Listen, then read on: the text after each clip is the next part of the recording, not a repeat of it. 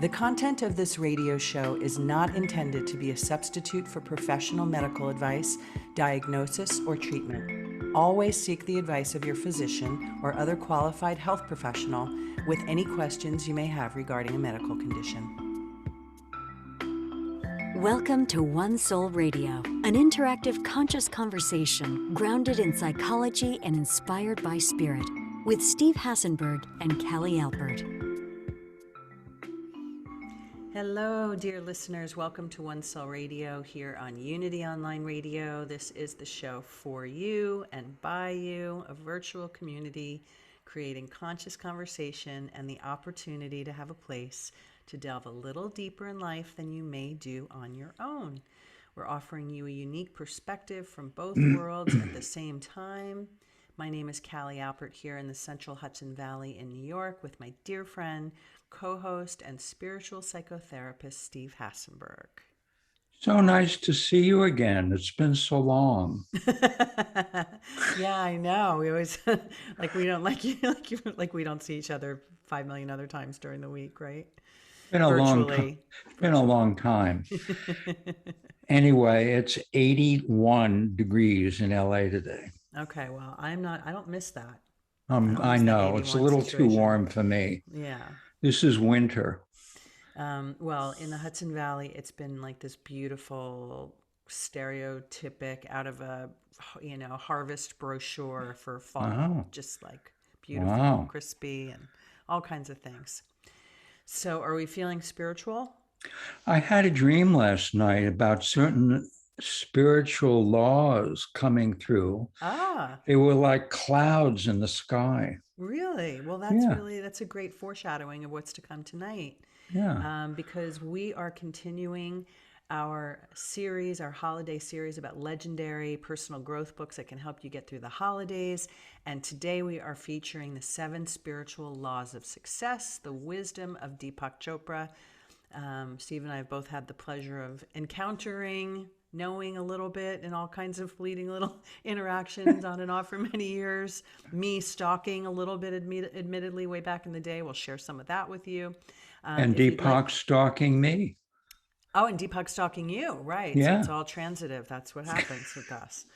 So if you'd like to join the conversation, we are at 816-251-3555. We would love to hear from you. Please join us. So let's start with, I'll just read our little blurb here about the 7 laws of success. While many of us are raised believing that success is about achievements and checking boxes, Deepak Chopra's best-selling 7 spiritual laws of success shows us another way, that getting into a flow with the natural rhythms of the universe can actually bring us more abundance, joy, and good health than we could ever imagine. So today we're going to break down those 7 spiritual laws, or we're going to do our best to get through all of them. We'll see how we do. We're going to share some of our unique interpretations and stories and offer some action steps to aid you on the road to spiritual success. Can't wait, Callie. Oh, good. Me either. I'd like some spiritual success. I would say that you embody a good amount of spiritual success from what I know of you. Just to remind you, you've done a very, very good job. So I think overarching, before we start getting into the each of the respective steps, is that one of the reasons that we appreciate this book is that we believe that everything can, or actually Deepak Chopra teaches, and often influenced by your former teacher and mentor, Maharishi Mahesh Yogi, that everything can be, did I say his name correctly, by the way? Did I just That's absolutely represent correctly? That everything can be created by following these laws, and that this is the science of creative intelligence. So right away, it's sort of cool, and this is on my mind for other reasons because of a conversation I had yesterday. But it's the idea, again, of not attaining and not seeking and not chasing and not looking for something to add, but in some ways peeling away and getting further and further inside and closer to our pure essence, where ideally when we make the space, a lot of these things show up.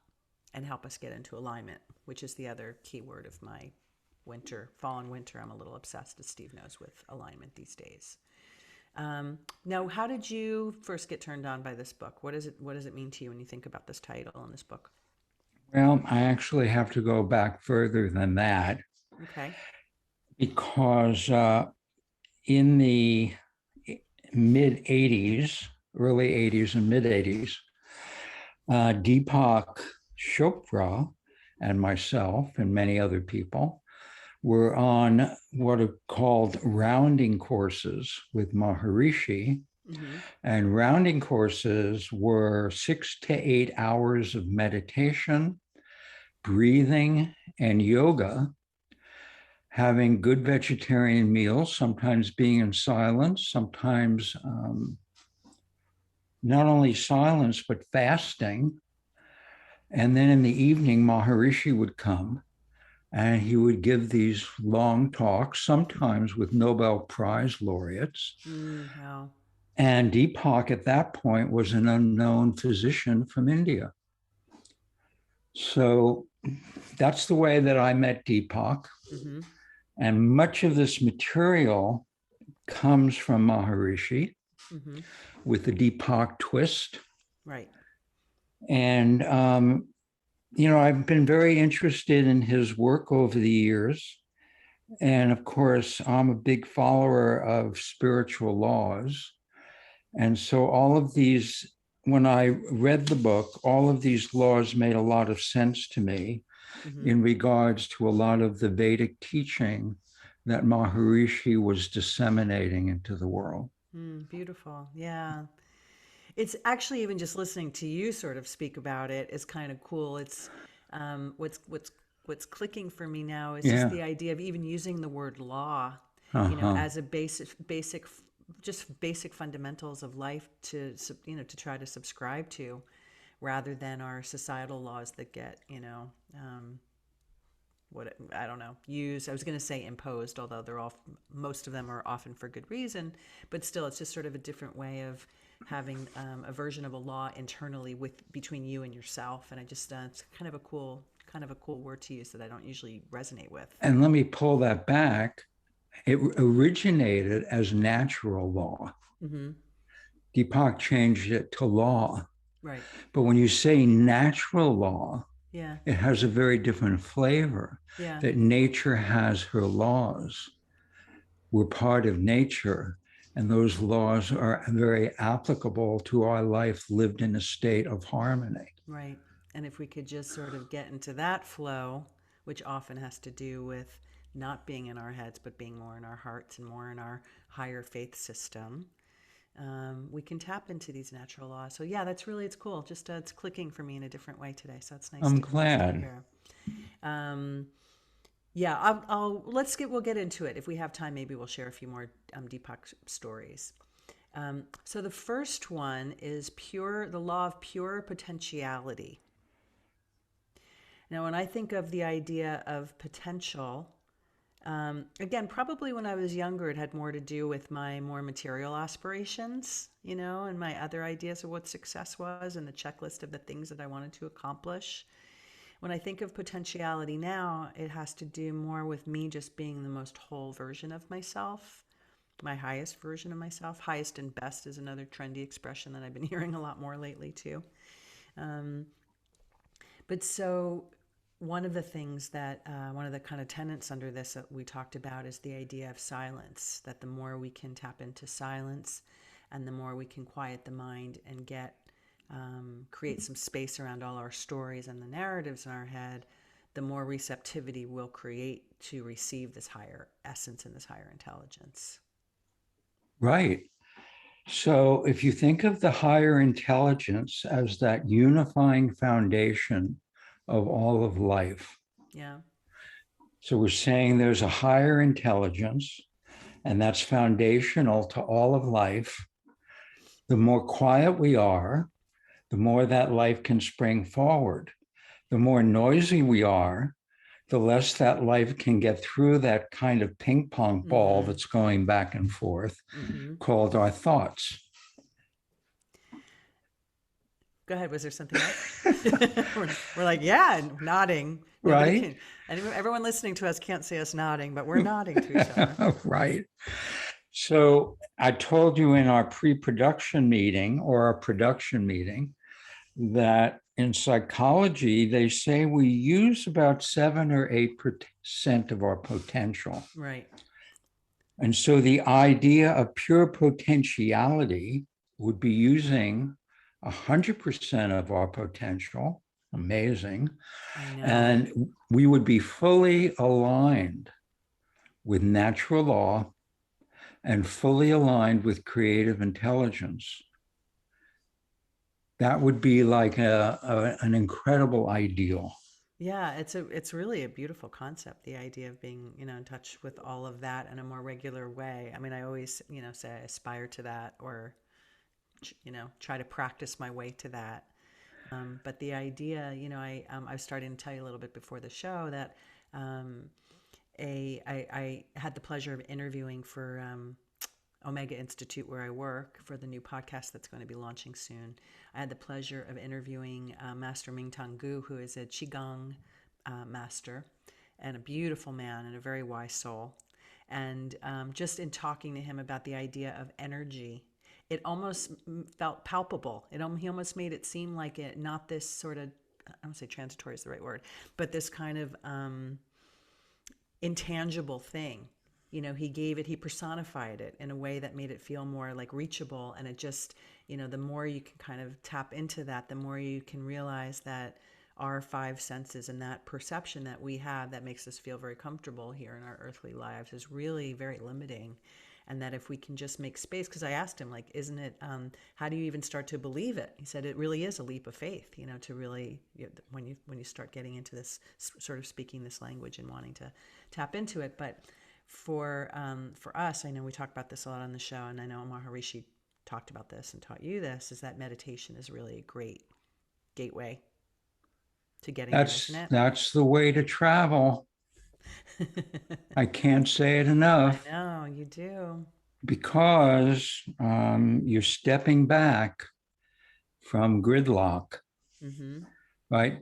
So thoughts are like gridlock, or the great metaphor in India is that the surface of the ocean can be very wild with 40-foot waves and Cross 90-mile-an-hour currents. winds.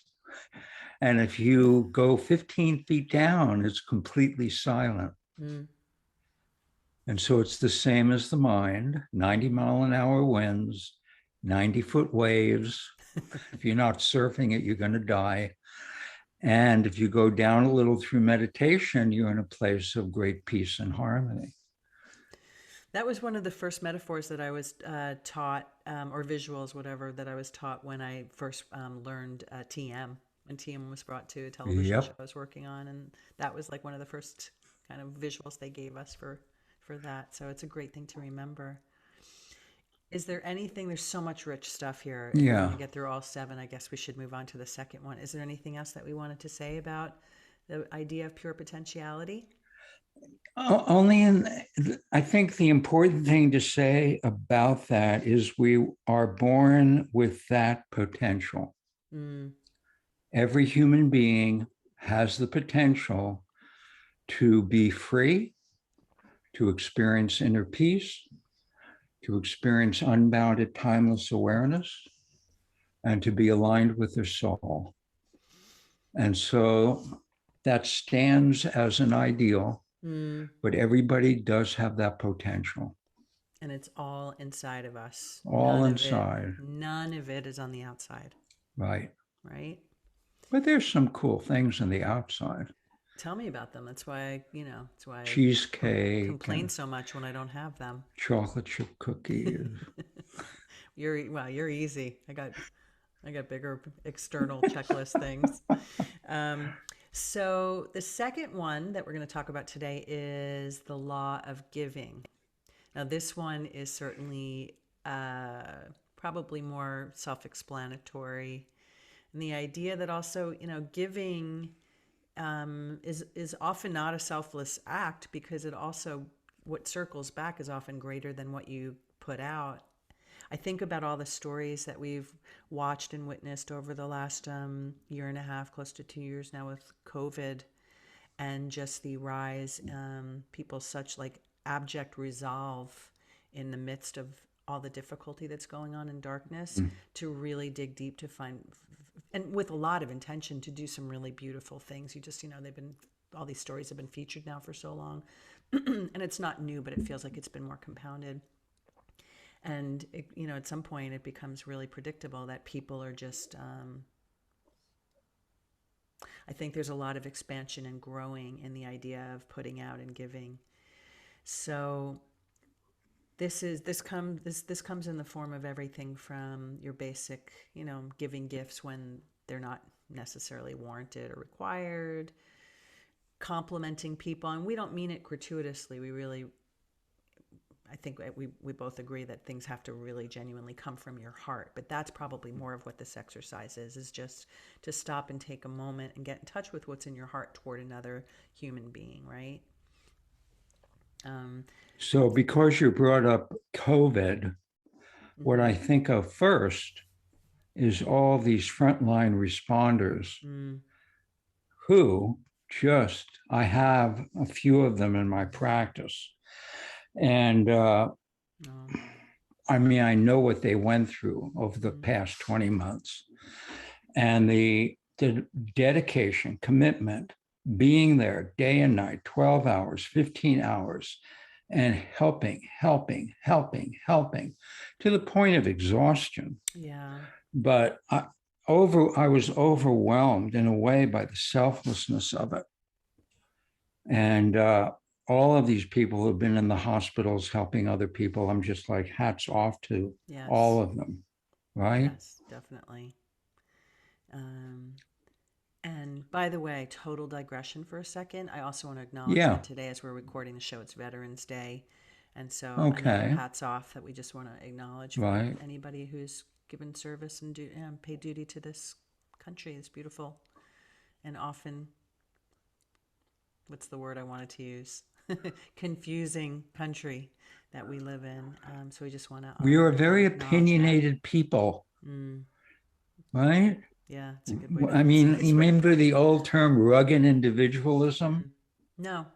Oh, we were talking about the United States as populated by rugged individuals who went west in covered wagons, and faced the elements.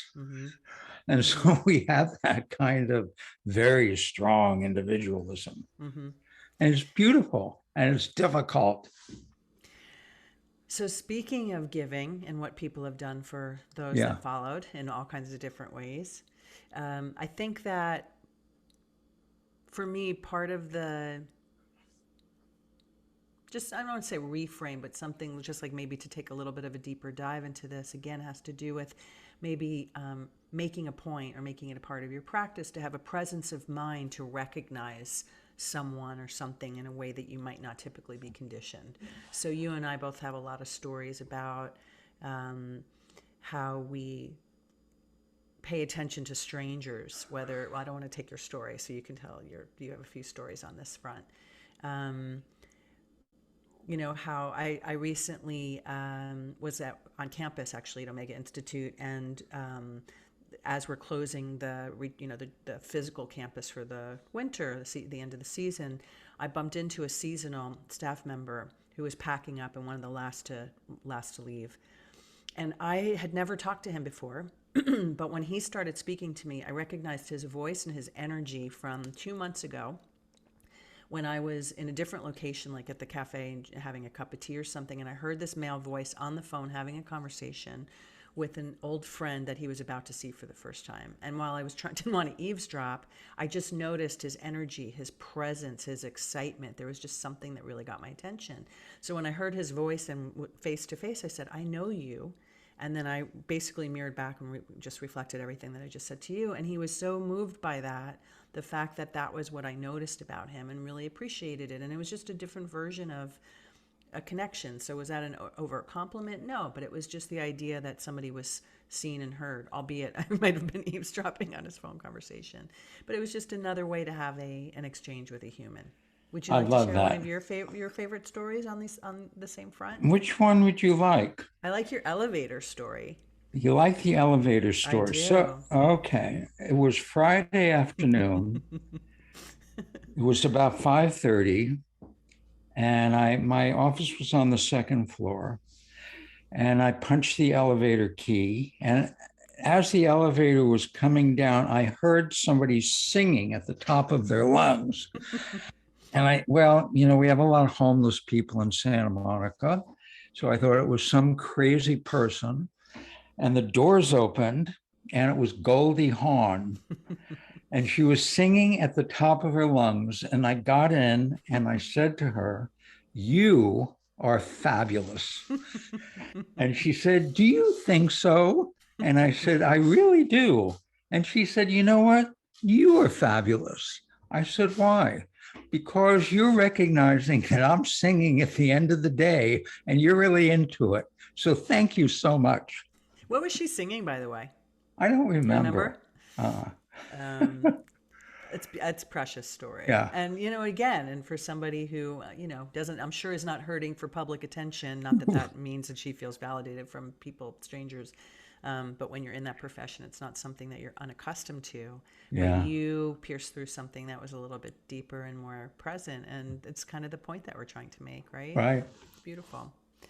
The other thing I think that's noteworthy here, that's a little bit different from what we might assume in terms of the idea of giving, is the idea of moving wealth around. And we don't mean necessarily redistribution of wealth, which is obviously a big topic. I think that's a given that we firmly believe that should be the case.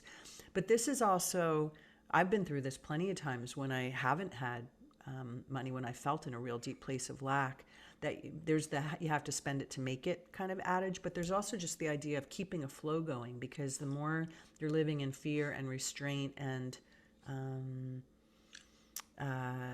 what's the word I'm looking for? Just sort of holding tight to something, whether it's a person or a thing or money, the less energy and the less flow is around it. So actually, if you do the opposite, it can bring it back to you in bigger ways. So I just, the idea of moving money and using it freely, even if it means when you're feeling broke, you spend $10 on a manicure, whatever it might be, or giving it to somebody in the street when you'd rather keep it for yourself and buy yourself a cup of coffee. It's very simple little things. It doesn't have to be a Nice. grand gesture. Nice. Yeah? Good with that one? Yeah, I Anything like else you it. want to add? So we're going to law of karma, which is my It's favorite law your favorite. because I've had so much karma in my life. Like, I can't believe that I've had so much bad karma. Did I have bad karma, Oh, just Callie, yeah, because you're being punished for all the bad things you did, in right? a In a previous previous lifetime? lifetime. Now what we're going to do is we're going to maybe negate that. We're going to call that a myth. We're going to call that a myth and something that's really not the way we look at karma, right? Right? So often people, when they talk about the word karma and something's going wrong, something feels difficult for them in their life. Oh, I must have really done something horrible to somebody in my last life. And they say it in sort of a joking, flippant kind of way and half serious way, like there's got to be a cause and effect to everything, right? But our take on karma is, you do this because you're the master sensei of this. You've taught me this philosophy in a pretty Well, our take on karma is that it's another opportunity right. to heal something that has been unhealed or unresolved. And I began looking at it that way probably about 20 years ago, maybe. And it changed my life How'd you because first get into? Oh, I'm sorry. Go ahead. instead of seeing a God's wrath, the punishment coming down from the heavens, I saw it as the universe was actually a playwright. And the universe was creating plays with characters that were being recycled. And in this recycling group of cast, we got to relive or reenact things that we didn't do quite well. And so we had new opportunities and new plays and new settings and the same old characters wearing different disguises. And it was really interesting. It's such a good visual. It sounds like a masquerade party during Carnival or something, like gone bad though, or not gone bad, gone challenging. And Right? also to that beautiful description, there's the piece where we actually are the co-writers of all these stories as well. It's not like they're being imposed on us. Right. They're We're being, co-creators mm-hmm, of our plays, right, right? right. And if you see it as a play, and you see it as a play that's actually very profound and poignant and raw and significant, then you approach it very differently. So we're going to stop with that note because that's a really good tee up to talking further about karma. We're talking about Deepak Chopra's seven spiritual laws of success, and we will be right back. Welcome back, everybody, to One Soul Radio here on Unity Online Radio. I'm Cali Alpert with my co-host and friend and spiritual psychotherapist extraordinaire. Wow. I just felt like adding that. Steve Hasenberg, who is representing the West Coast. Here on the East Coast, and we are talking about, we're in our second of our holiday series on the legendary personal growth books that will help get you through the holidays. And tonight we're talking about 7 spiritual laws of success, the wisdom of Deepak Chopra. So we were just talking, let's finish up we've talked about the law of pure potentiality. We've talked about the law of giving. We're in the middle, kind of finishing up with the law of karma. I think this one is it's probably the most important in a bigger scale, maybe not from this book per se, but in terms of like the topics that we cover and a lot of what I've learned from you and just knowing you over the years, is like you were saying that karma is an opportunity, and that's something that really turned all of this around for you. And I call it like the master reframe, the idea that it's not about being punished for something that you did badly, and there's no judgment here, but it's really just like you were so beautifully put it before, like stories that are born of many lifetimes ago, or you don't even have to believe that. It could just be a story that's born of this life for you, and that when things might give the impression or might feel really hard and challenging, really it's just something that's being presented to you so that you can further know it, excavate it. Love it is another one that you always talk about, to really embrace these parts of us that just are screaming out for a little extra hug, a little extra attention before they transmute and vaporize into the ether and find their way to some other soul that they need to help. Thank you and good night, everyone. Thank you so much. Right? Is there anything else? Because I know that that's a really, this can be really hard. I mean, this is a really difficult one because, again, say it to somebody who's going through a very difficult time or challenging illness or lost a relationship or is in some catastrophic situation. We don't say this lightly. It's very deep, and it's deep work, and it takes a lot of commitment and perspective, and it's very hard to connect with when you're inside the middle of whatever you're going through. So we honor The that always. tornado. Yeah. Right? Yeah. So what we can say about it, bringing it back to the beginning of the hour, is that we talked about these 7 spiritual laws as natural laws. So the law of karma is a natural law, but it's a natural law because nature wants to be whole. So because nature wants to be whole, it gives us other opportunities ad infinitum till we heal them so we can be whole. As long as we're dragging around a long bag behind us of things that aren't resolved, things that haven't been forgiven, regrets that we have, that bag is going to continue to produce into the future so we can become whole and love ourselves. It doesn't look like that, but that's what it is. Yeah. And the other word that you use a lot, which has helped me often, is completion, that everything is seeking completion. So all Right. these stories are looking for us to write the final chapter and close the book. That's right. And right. And the more we can kind of make friends with them and write those final lines, the faster we can send them on their merry way. Get to that Hollywood ending. It's funny. I've never really been about Hollywood endings. That's a I whole other know. show. That's funny. I am now, so maybe I need to take that back Okay. because, yeah. So let's move on to the law of least effort. The law of least effort has to do with things like it's the path of least resistance was another big book that came out right in like the 80s or 90s, I think. Accepting things as they are, saying yes to everything, taking responsibility for all situations and events versus seeing them as problems or feeling acting victimized around them. This one I really love, and we can go back and I'm just blazing through to list them now. Let go of the need to defend your point of view. That to me Wow. is so big and so important, and the standout inside of this.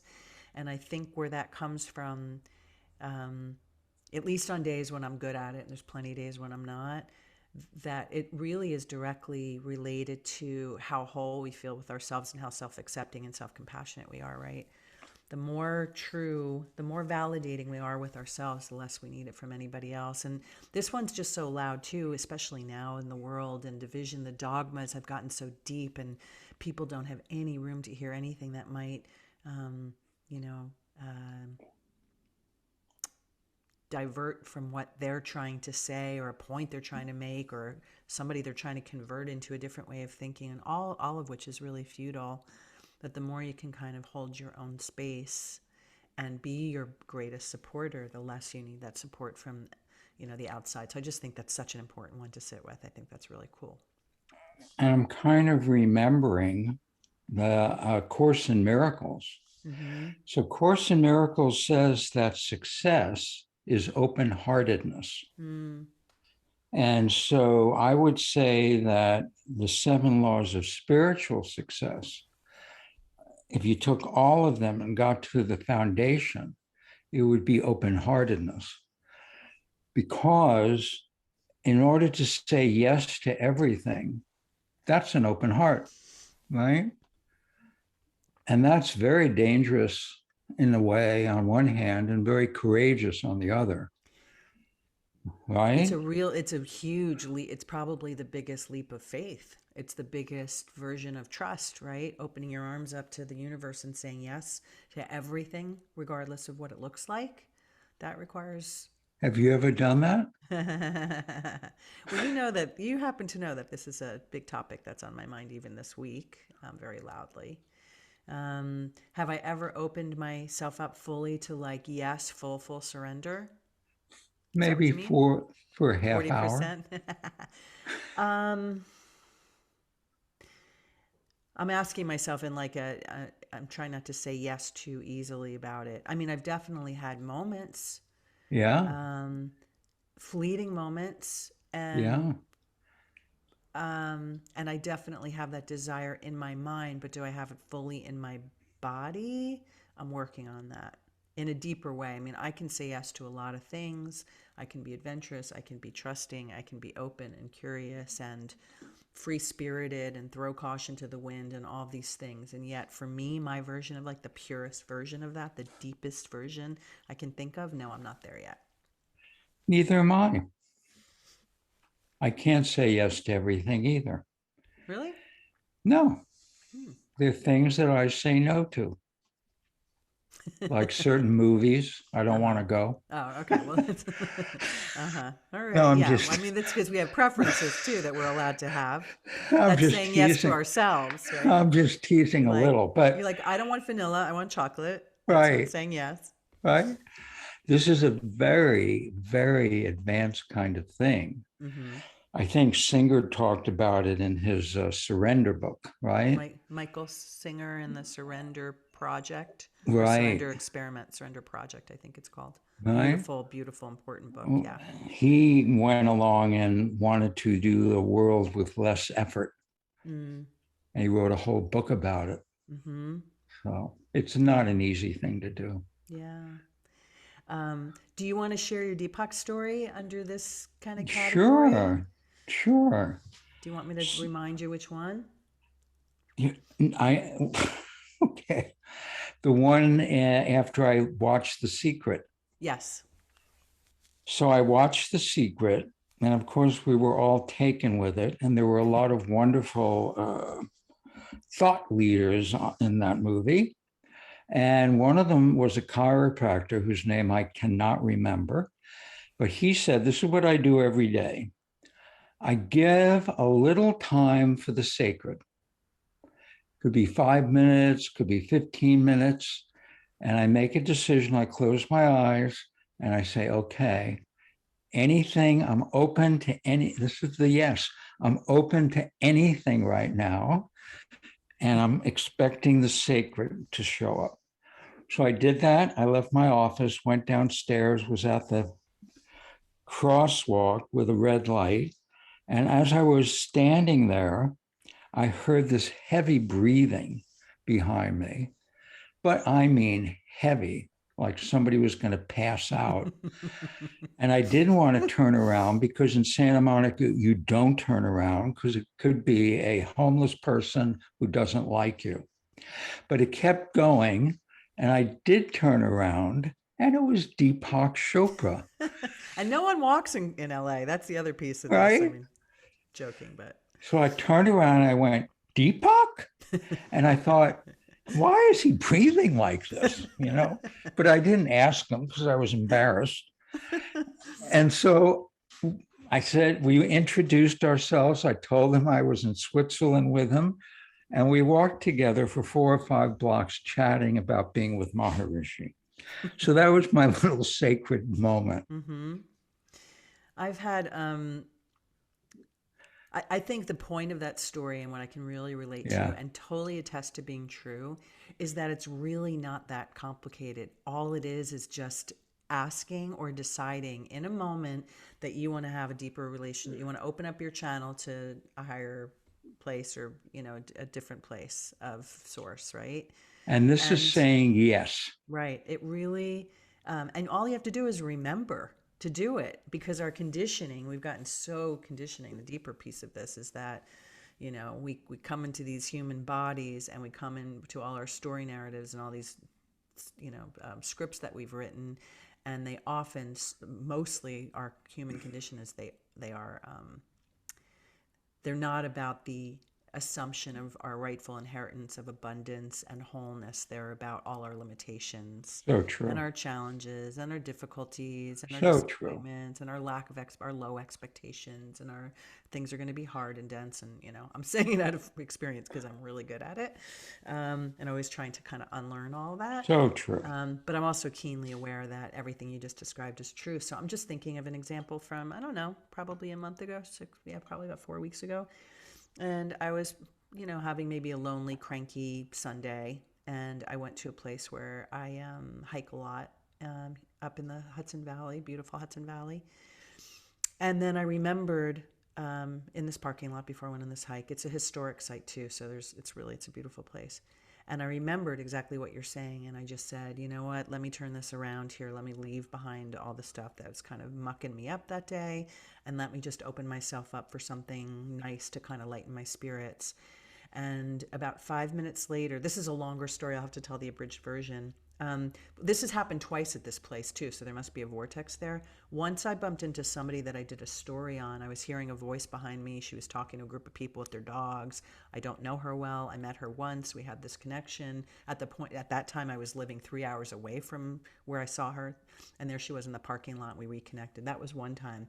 And another time at the same place is that I often do this when I see people that are kind of like have a photo opportunity, but they're just engaged with themselves. So they're not looking or taking pictures.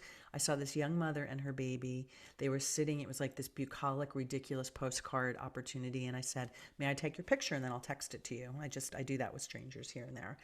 And when I asked her finally what her baby's name was, the name was a name that I have, this is a longer story, that I have had in my being for about 25 years that I wanted to name my daughter had I had a daughter. Oh, wow.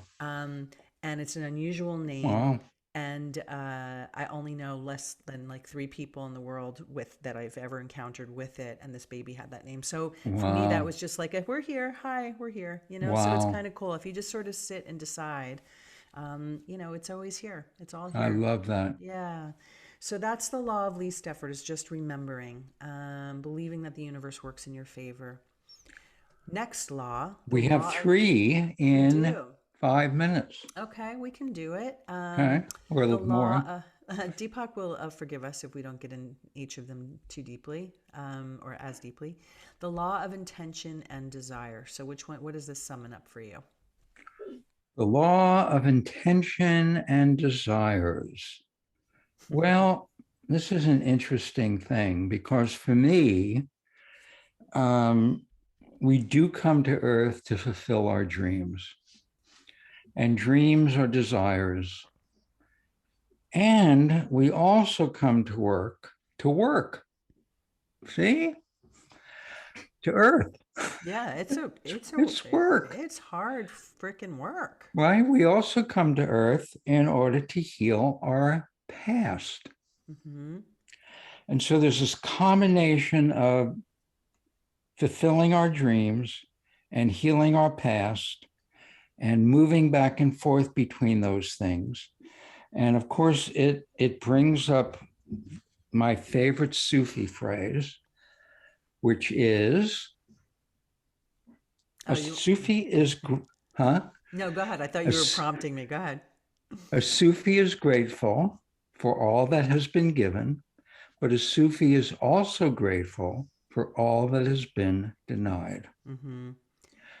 It's that combination. If we can get peaceful with that Mm-hmm. and say yes to that, our life is very, very different. It's much more harmonious, much more wise.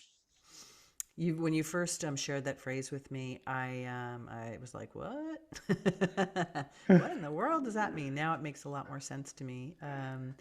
And yeah, I just think this is something I've thought about a lot along the way, which is when you have such deep desires and pipe dreams. I remember even being a younger kid and thinking, being maybe I aspired to, I had some fantasy about something, and someone said, "Oh, that's just a pipe dream," meaning that it didn't have like it wouldn't never land or have like real gravitas to it.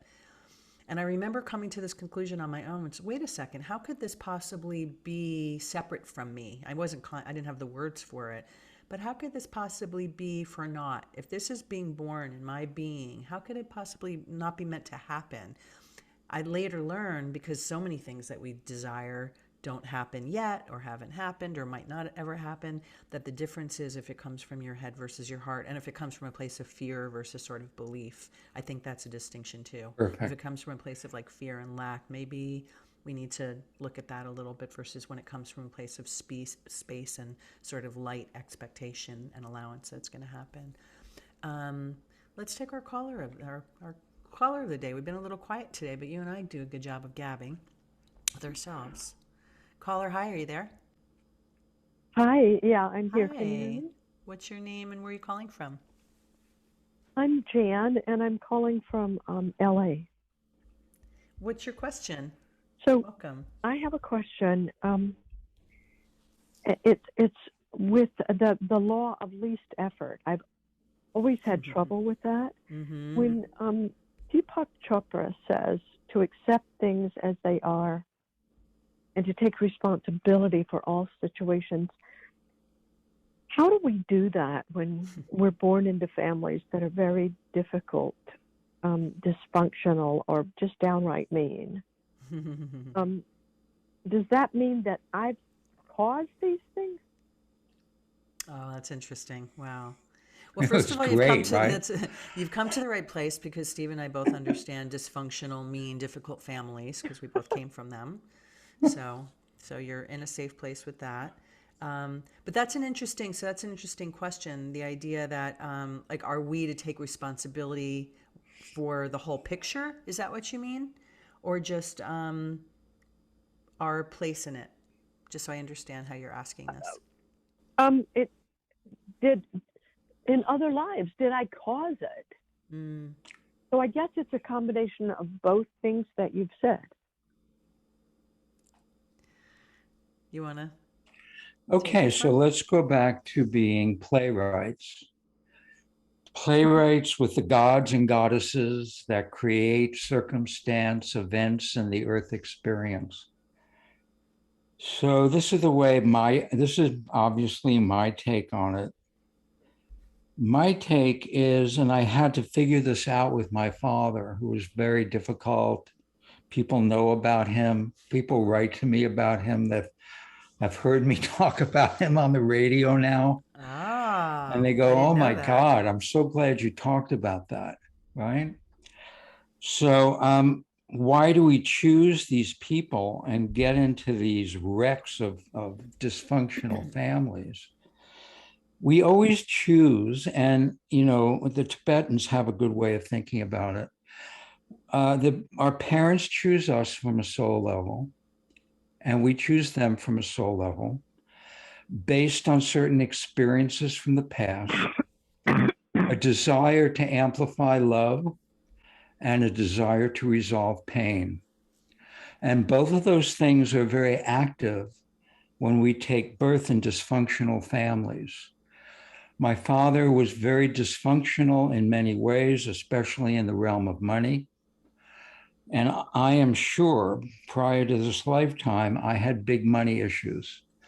And so what that does, it sets up a catalyst for my experience of my own fear.